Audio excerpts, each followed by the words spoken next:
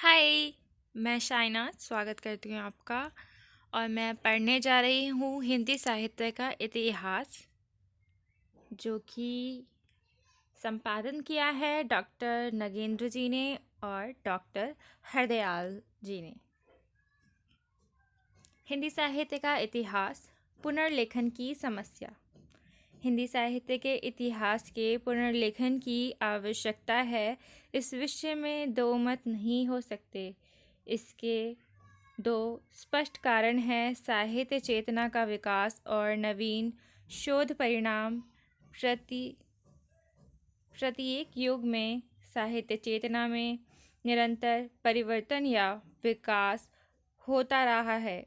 वर्तमान युग का साहित्य चिंतन वैसा नहीं है जैसा आचार्य शुक्ल के समय में आज से 40 वर्ष पूर्व था। यद्यपि साहित्य के मौलिक प्रतिमान अधिक नहीं बदलते, फिर भी बदलते हुए युग बोध के कारण परिप्रेक्ष्य, प्रविधि, प्रक्रिया आदि में परिवर्तन निश्चय ही होता है।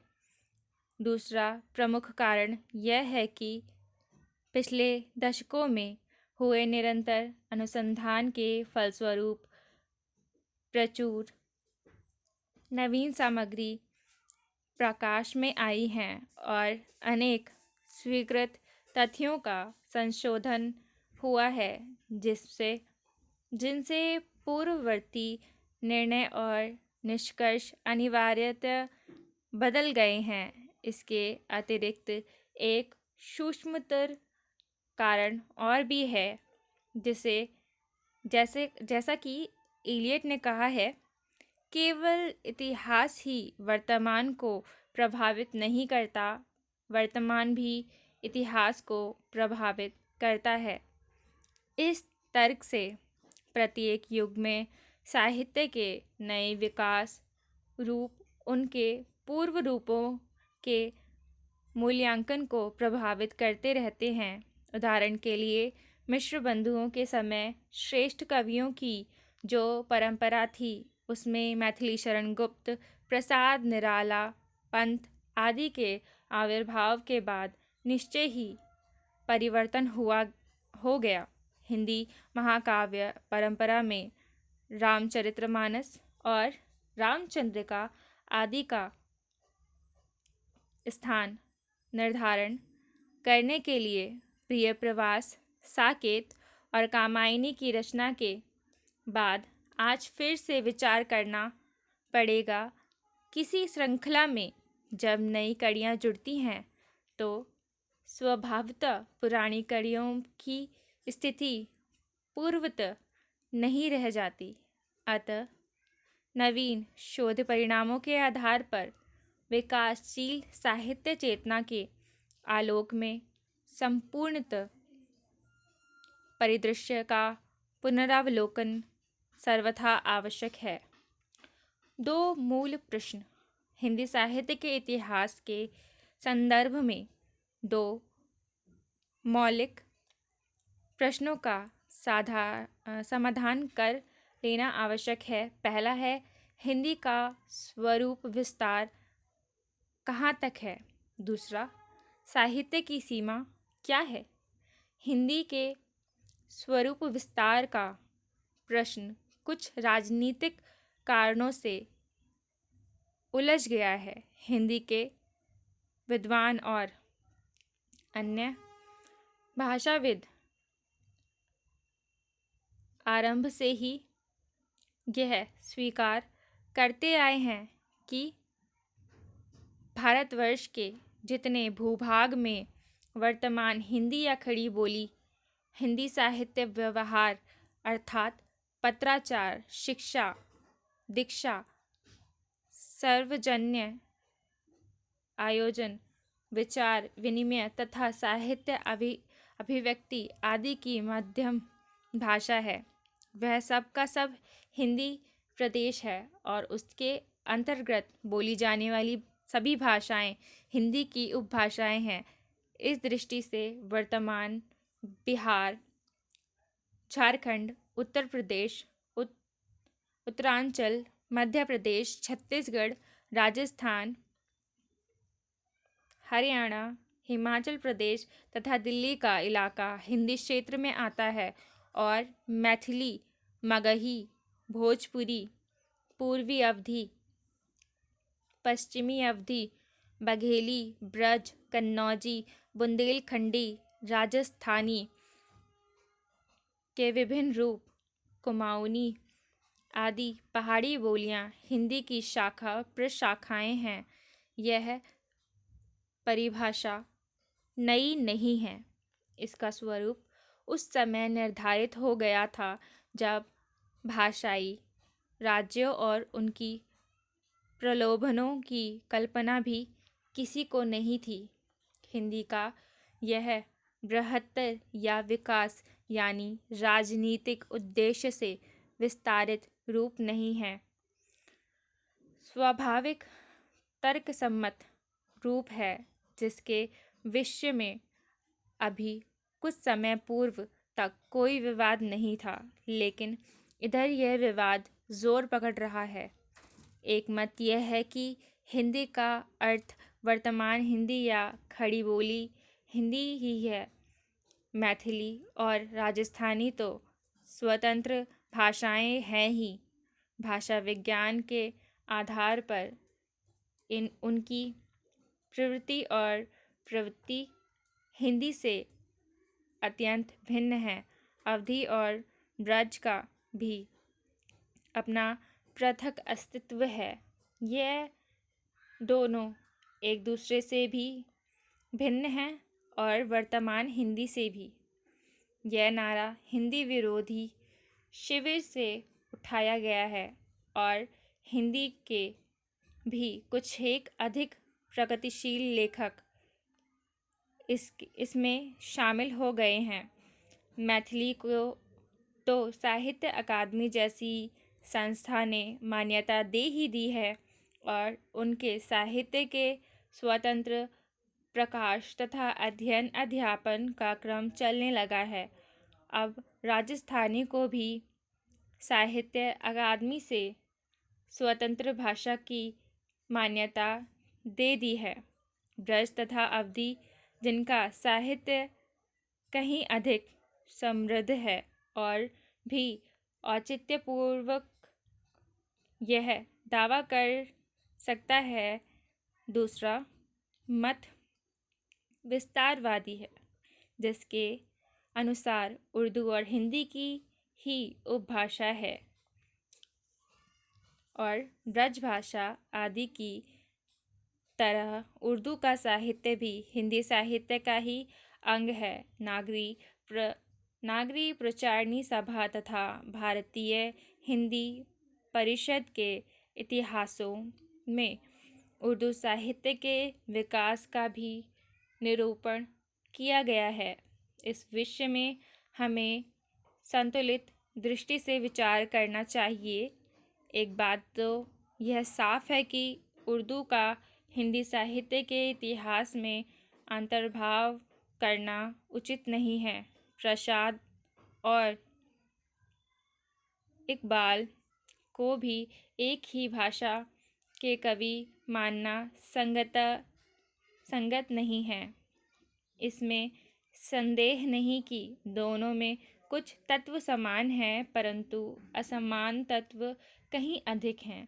अतः हिंदी साहित्य के इतिहास में उर्दू के समावेश का बरबस प्रयास करना व्यर्थ है। मैथिली और राजस्थानी साहित्य का इतिहास आदिकाल से ही हिंदी साहित्य के साथ संबंध रहा है और विद्यापति चंद्र, नरपति नालह, पृथ्वीराज आदि कवियों को हिंदी साहित्य के इतिहास में निरंतर महत्वपूर्ण स्थान प्राप्त होता रहा है, परंतु भाषा की कठिनाई के कारण साथ ही पर्याप्त शोध सामग्री का प्रकाशन न होने से इस भाषाओं के कवि लेखकों तथा उनकी कृतियों के साथ उचित न्याय नहीं हुआ। परवर्ती शोध के परिणाम स्वरूप इन दोनों भाषाओं का समृद्ध साहित्य प्रकाश में आया है। राजस्थानी में रासो, मुक्तक, वीर काव्य तथा नीति काव्य की समृद्ध परंपरा तथा गद्य के विविध रूपों के पृष्ठ उदाहरण मिलते हैं और इधर मैथिली के गीति काव्य का माधुर्य भी अपूर्व है। इसी प्रकार गुरुमुखी में लिपिबद्ध हिंदी गद्य पद्य का प्रचुर साहित्य भी आज उपलब्ध है, जिससे हिंदी साहित्य का इतिहासकार या तो अनभिज्ञ रहा है या पंजाबी की रचनाएं समझकर उनकी अपेक्षा करता रहा है। इस संपूर्ण वाङ्मय का हिंदी साहित्य के इतिहास में विवेकपूर्ण उपयोग करना चाहिए, क्योंकि हिंदी की सही परिभाषा के अनुसार यह सब हिंदी साहित्य का ही अंग है। कुछ ऐसी ही शंका आदिकाल की ही हिंदी के विषय में भी उठती है। उस समय की हिंदी का स्वरूप अपभ्रंश, टिंगल पिंगल और सीमांतवर्ती क्षेत्रों में गुजराती, पंजाबी आदि भाषाओं के साथ इस प्रकार उलझा हुआ है कि इतिहासकार भी भ्रम में पड़ जाते हैं। वह वस्तुतः भारतीय भाषाओं का उद्भव काल है, जिसमें प्राय सभी के स्वरूप अनिश्चित और अस्थिर हैं। इसीलिए हिंदी में भी कुछ एक पूर्ववर्ती, निकटवर्ती भाषा रूपों का अंतर्भाव्य हो जाना स्वाभाविक है। अतः इस विषय में अधिक शुद्धतावादी दृष्टिकोण अपनाना ठीक नहीं होगा। व्यावहारिक दृष्टिकोण यही है कि ऐसे सभी रचनाओं को जिनके अधिकांश भाषीय रूप हिंदी की उपभाषाओं के भाषिक रूपों से अभिन्न हैं, हिंदी के अंतर्गत मान लेना चाहिए। दूसरा प्रश्न है कि इतिहास के संदर्भ में साहित्य की सीमा कहाँ तक मानी जाए। सत्य तो यह है कि इस विषय में भी हमारा दृष्टिकोण व्यापक ही होना चाहिए और रस के साहित्य के अतिरिक्त ज्ञान के साहित्य का भी इसमें अंतर्भाव करना चाहिए। यह ठीक है कि साहित्य का अर्थ मूलतः यहाँ भी सर्व सृजनात्मक साहित्य ही है और सीमा से आगे संपूर्ण वाङ्मय को अपने उनके साथ समेटना संभव नहीं है। मध्य युग में आयुर्वेद, ज्योतिष आदि शास्त्र तथा सांप्रदायिक साहित्य आदि सभी कुछ पद्य में ही लिखित है और गद्य में भी अनेक कच्ची पक्की टीकाएँ, वचनिकाएँ, वार्ताएँ, ख्यातें और बातें मिलती हैं। इधर आधुनिक युग में ज्ञान विज्ञान के असंख्य ग्रंथों की रचना निरंतर हो रही है। यह सब साहित्य के अंतर्गत तो नहीं आ सकता, लेकिन इस प्रकार के समस्त वाङ्मय का नियमित त्याग करना भी उचित नहीं है। उदाहरण के लिए आदिकाल में रचित गोरखनाथ आदि की वाणी या परवर्ती युग का वार्ता साहित्य शुद्ध साहित्य की परिधि में नहीं आता, किंतु क्या इतिहासकार उनकी अपेक्षा कर सकता है? उनके अभाव में विकास परंपरा का उनके अभाव में विकास परंपरा की कुछ आवश्यक कड़ियाँ लुप्त हो जाएंगी। आधुनिक काल के आरंभ में रचित स्वामी दयानंद का सत्यार्थ प्रकाश निश्चय ही ललित साहित्य का अंग नहीं है, परंतु क्या आलोचना की भाषा के विकास का अध्ययन उनके बिना संभव है?